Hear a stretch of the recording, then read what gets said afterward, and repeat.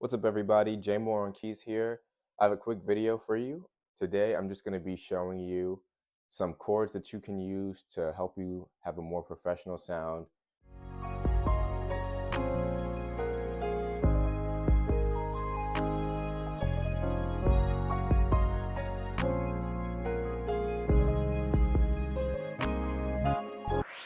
All right, so let's get started. If you don't know your basic major and minor chords, I would start there before getting into this video. I believe I have a video breaking down some major and minor chords and how they're formed, so check that out before you watch this one if you need to. So the first chord we're going to go over is the minor 7 flat 5. All you do is start with your minor 7, play C minor 7 here, and just like the chord name, we're going to flat the 5. So the 5 is G, and we're going to bring that down a half step. So flat that one. And that's how we make our C minor 7 flat 5.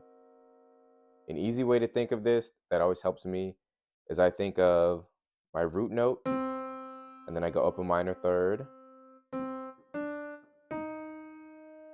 And now that minor third, I'm going to make into a minor chord. So I'm going to play E flat minor, E flat, F sharp, B flat, and then I add the root note, C.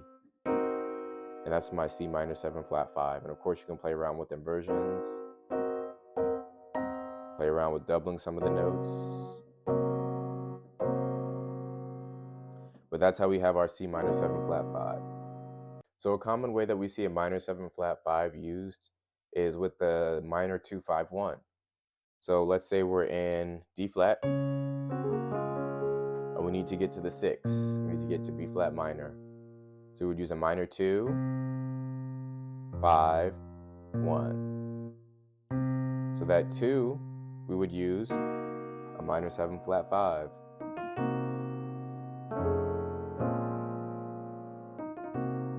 So there's our minor 7 flat 5 right there.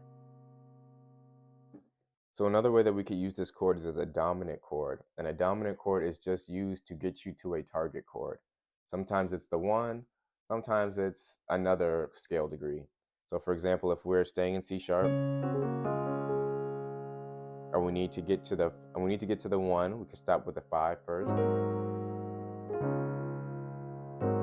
So if we look at this chord here, we just have C minor 7 flat 5, same chord we just learned. But we put the A flat in the bass, and that gives us 5, 1. Or if we're in a different key, like F sharp, and we're playing,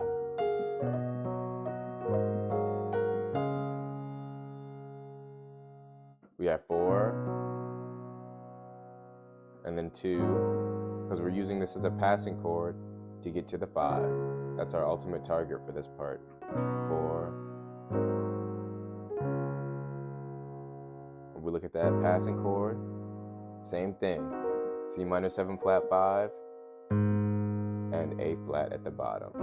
So changing the bass will also change how the chord is used.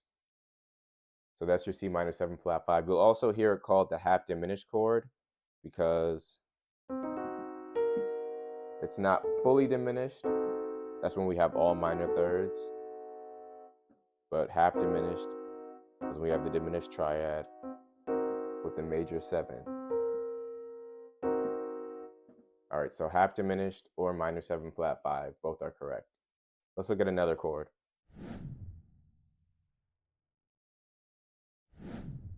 All right, so the next chord that we are going to learn is a suspended chord, the C13 sus. And the way we play that is we play C, B flat, D, F, A, and then C again. So an easy way for you to think of this chord is start with our root, C, and then go down a whole step to B flat in this case, and then make that into a major 7 chord. And then just add the root, which in this case is C. And that's how we get our 13 sus. Usually when I'm voicing it, I'll play it like this, because we're usually using this as, again, a lead into our dominant chord, so, and we might play this to resolve it, and then that would take us to F in this case, because we're usually using dominance as the 5 to our target chord. So C dominant, or excuse me, C suspended to dominant would take us to F, because C is the 5 of F. All right, so this next chord we're gonna do is like 2 in 1, because there's a sharp 9, sharp 5, and there's a flat 9, flat 5. So I'm gonna show you starting with the sharp 9, sharp 5, and these are dominant chords. So you start with your C dominant chord. And when we use numbers like 9, we are adding chord extensions because we have 8 scale degrees, 1, 2, 3, 4, 5, 6, 7. 8 is our 1 again, so 8. And then 9, and then we usually have odd numbers after this, so 9, 11, 12, 13. So start with that C dominant chord, and we're going to add the flat 9, or excuse me, we're going to start with sharp 9. So here's our 9, we're going to sharp that, and then our 5, so here's our 5 G, and we're going to sharp that one. So this is a root position, C7, sharp 9, sharp 5. So the way I usually voice this is going to be like that. So an easy way to think of it is I have my root, and in my right hand I'm going to play the sharp 5 major chord. So we're in C, let's go up to the 5, 1, 2, 3, 4, 5, and sharp it. That's A flat or G sharp. I'll say A flat for now. A flat, and then we're going to play the A flat major chord.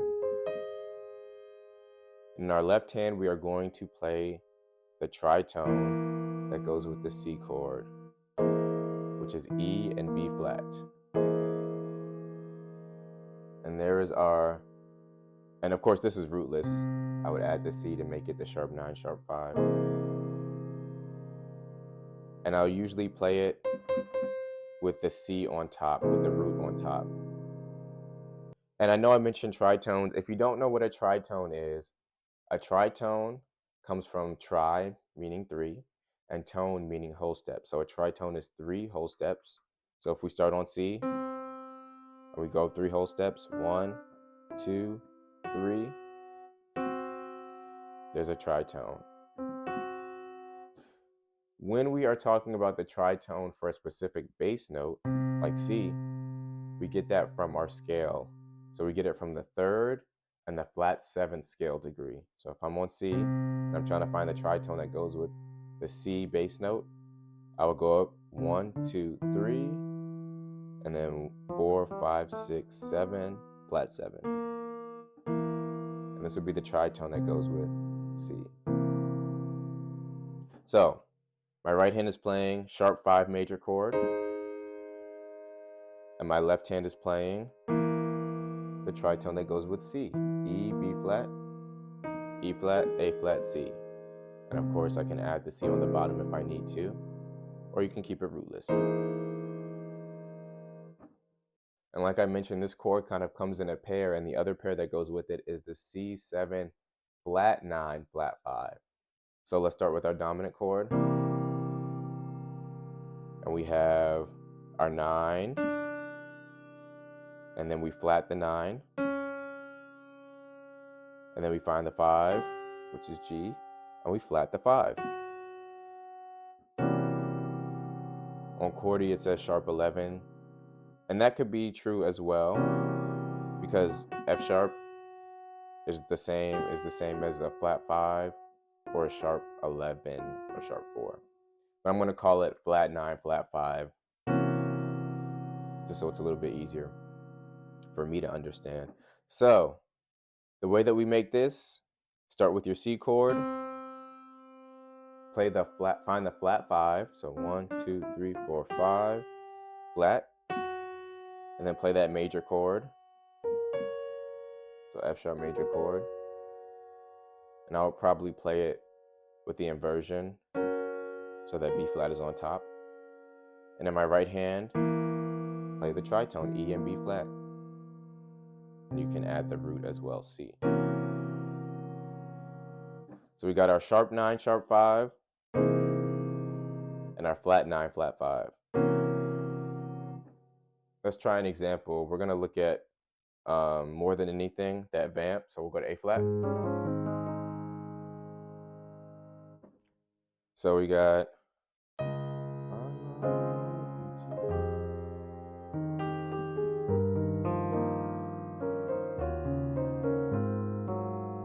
and let's try our chord here. So 4, and we're trying to get to this F minor, so we'll add a C dominant chord. So just one.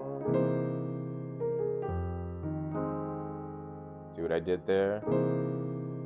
Added that right before we got to the target chord, in this case F minor. What about if we add the flat 9, flat 5? So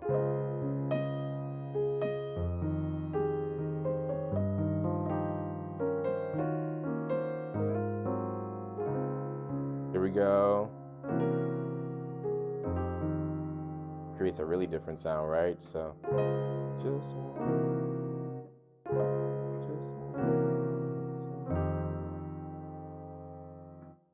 So play around with those, see what you like, see what you don't like. If you want to see and practice all the different ways these chords are actually used in gospel music, download my Songs of Worship MIDI pack, where I'm breaking down 25 plus common worship songs and hymns that you will use in service. Also, I included 10 chord progressions that I broke down on my Instagram that will also help you to get these chords in your hands and playing them in context. All right, so check that out. Link is in the description. All right, so the last chord we're going to look at today is called a 13 no 5 chord. We're going to use those chord extensions again. So we start with the C dominant, and then we're going to find our 13. So we have 8, 9, 10, 11, 12, 13. And no 5 means we're going to take out the 5, which is G. So we take out the G. So the way I would probably voice this, because this is kind of awkward, I would double a couple of the notes, and I would play in my right hand, I would play the 6 minor chord, or the 6th chord, so C, D, E, F, G, A, and play that chord, that minor chord. And I would usually invert it, so that C is on top. And on my left hand, you guessed it, I would play the tritone that goes with C, E, and B flat. And of course, you can add the root or make it rootless. So that's your 1305 chord. This chord is used a lot by the pros. The most common way I use 1305 chords right now is in the walk up for shout music. So if I'm in A flat, and we're doing the walk up from the 3, 4, up, 5, 6, flat 7, 7, 1. All you need to know for that shout walk up is one chord, and that is the 13 no 5 chord.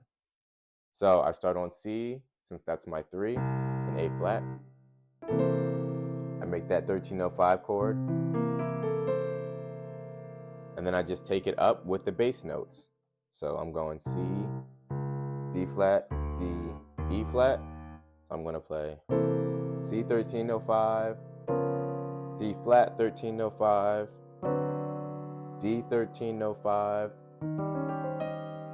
and then E flat 13 no 5. Then I skip to F, F sharp, G, A flat. So then I have F 13 no 5, F sharp 13 no 5. I'm going rootless now. G 13 no 5. And then I have this chord right here for the 1 if I'm in A flat. And look at that. That's the same as our A flat 13 sus. That's the same as the first chord that we learned.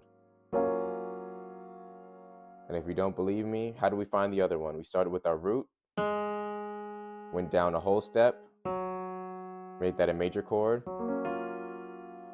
and then I just put the one on top, or put the A flat, the root, on top and bottom. And there's our A flat 13 sus. So that's your 1305.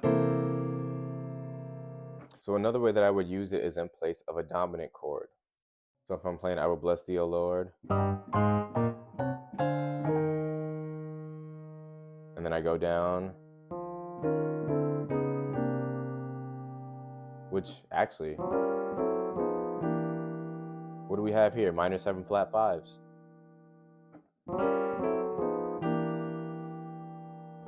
Going to the 2. So here I might do, because I'm going back to the 2, but I'm going to do 3. Look at that, minor 7 flat 5 there. And then 6, 1305.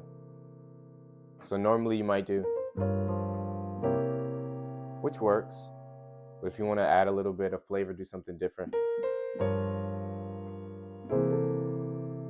This 1305, and that takes me to the 2.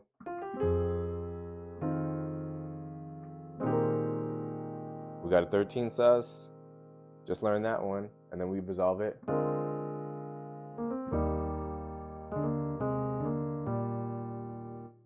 So as you can see, even from these little examples, these chords show up in so many different ways throughout gospel music. So please take the time to learn these chords, play around with the inversions and the voicings I gave you, see what works for you. But that's all I have for you guys today. Thank you so much for watching, and I hope this helped you. I'll see you in the next video. Happy practicing, everybody.